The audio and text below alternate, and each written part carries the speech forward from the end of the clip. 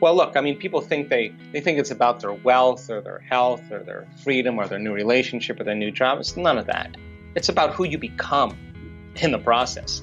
So you overcome your fear, you overcome your doubt, you overcome your unworthiness, you overcome your pain, you overcome your past. You keep overcoming, you keep overcoming, you keep overcoming. You're going to become somebody else.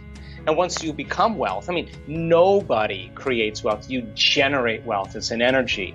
You generate freedom. You generate all those things. You are the generator of it. So then, I love this because people are so conditioned, me included, for many years, that we have to drag our bodies through space to get what we want, right? That's living in the world of separation, matter trying to change matter. And so the more I'm living by those survival emotions, the more it's going to take me time to get my dreams to come true. But in the quantum, if you're creating from the field instead of from matter, Einstein said the field is the sole governing agency of the particle. He didn't say the particle controls the particle, the field controls the particle. So if you're creating from the field instead of from the particle, when there's a vibrational match with your energy, and even Einstein said this, it's all vibration. When there's a vibrational match with your energy and some potential in the quantum field, you don't have to go anywhere to get it. In fact, you are going to collapse space and time, and the event is going to be drawn to you. Now you don't go anywhere to get it. You are calling experiences to you. So then the final point is that, well, then you got to take responsibility for every area of your life, even the stuff that isn't working. Because the stuff that isn't working, you got to change your energy then equal to something greater. And so then people will say, well, yeah, but you understand, this person did it to me. And I would say, right, but if you keep reacting, you're going to create another one of those. So then what do you have to do? You have to get beyond the memories of our past and fall in love with the future over and over again, so that all of a sudden you're believing in that future more than you're believing in the past. And the brain and body, if we do it properly, will look like the future has already happened. Now you don't have to do anything. It's going to come to you. If you're not a victim, you would just say, hey, I need to learn a lesson here. I need to modify my behavior. Okay, I'm done with that. Yep. I've owned that. I did it enough times. I'm finished. I want to try something else. You're a soul on the journey back to singularity, back to source. And there's no God up there that's going to help you. You got to do it yourself. You came down and descended into density to answer the question, is there more? Now that you're answering the question, there's more, you just got to ask the same question to get out of here. Is there more? So then, as you start asking the question and you no longer seduced by the common things in our lives, then it makes sense then that you begin to evolve your understanding. So the person who's the scientist or the student, no longer a victim. There are no victims, they're just students. The person may say, well, I feel bad because I created that. Well, how long are you going to feel bad for? Yeah, but it's not the fact that you feel bad. We all feel bad. The question is, how long are you going to do that for? If you let it go for a long enough period of time, you're stuck. Because emotions are a record of the past. If you're feeling the same emotions, you're still in your past. And your body's believing, as the unconscious mind, it's in the same past experience 24 hours a day, 7 days a week, 365 days a year. So then, sooner or later, you got to leave familiar territory and you got to make a new choice. And when you make a new choice, just get ready because it's going to feel uncomfortable. You're not going to be in the familiar, the known. You're going to be in the unpredictable. And so many people rush back to the same conditions in their life because they're afraid of the unknown. But that unknown then has to be the perfect place that we create in. So when the person really realizes, okay, well, I created that, okay, dang, all right, I got another opportunity to create something differently. They just turn around, they let go, and they create again. And they do it over and over again until finally they start producing an outcome.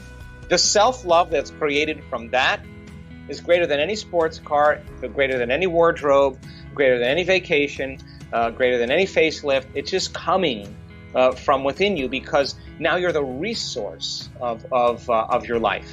Listen, gratitude, the emotional signature of gratitude is when you're getting something or receiving something or something has already happened for you, you feel gratitude.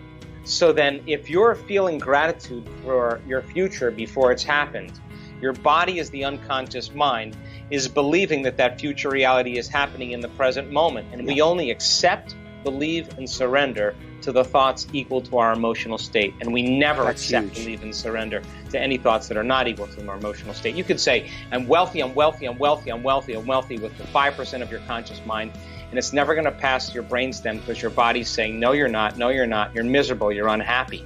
So then when a person starts elevating their emotional state, feeling gratitude because they can, then that thought will begin to make it right into their body because their body is believing it's happened already.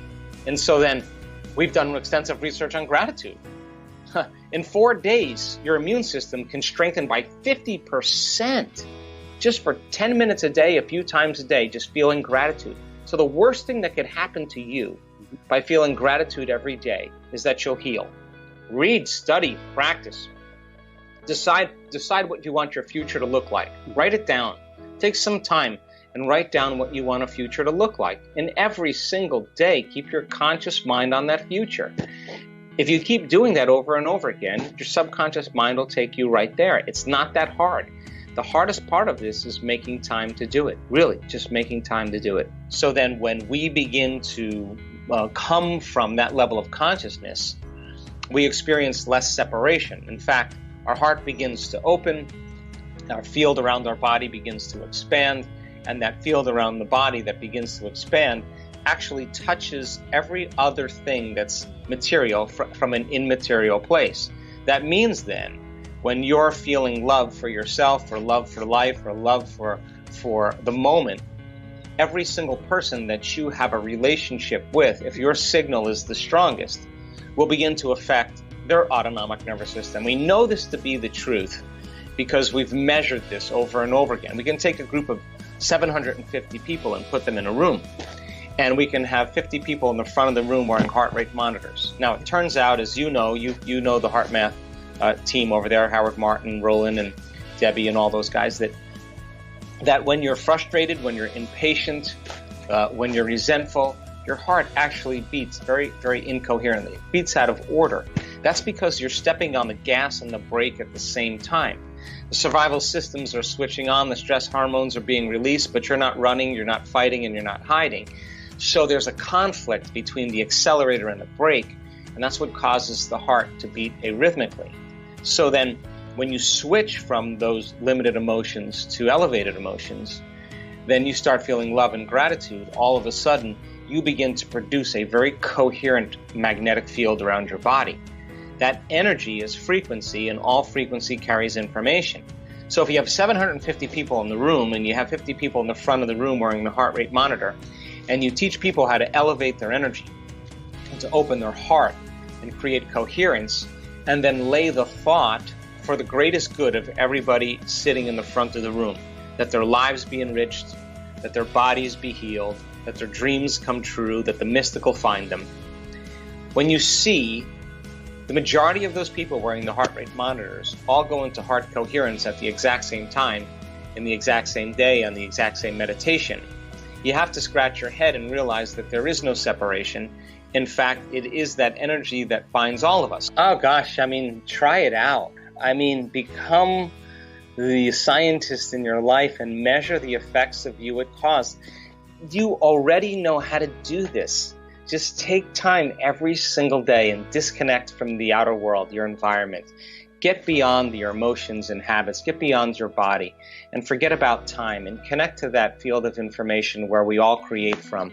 And if you keep doing that over and over again, you'll learn things about yourself that you would have never learned before and be defined by a vision of the future.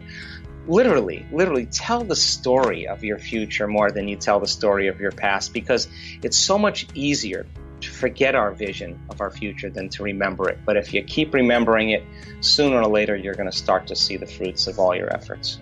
I hope you enjoyed this amazing speech by Joe Dispenza. We'll continue with our daily challenge. Can you complete the inspiring quote and give us the right answer? If you can do it first, you're the daily winner. Many of you knew the right answer the last time, so congratulations to everyone with the correct answer. We're looking for 2 words, and the quote was Joe Dispenza's and goes like this. Knowledge is power, but knowledge about yourself is... The correct answer was self-empowerment. So the knowledge is power, but knowledge about yourself is self-empowerment. Today we also have the quote that belongs to Joe Dispenza, and it goes like this: if we can hold onto an idea, we begin to wire and shape. So we are looking for 2 words, and I'm sure you will know the right answer. Write your answer in the comments below the video. Even if you're not sure, try and guess. You might be the winner of this challenge. If you loved this video and it was helpful, give your thumbs up and share it with your friends. Help me make this video more popular. Don't forget to subscribe and hit that bell button so you don't miss my new videos and new challenges.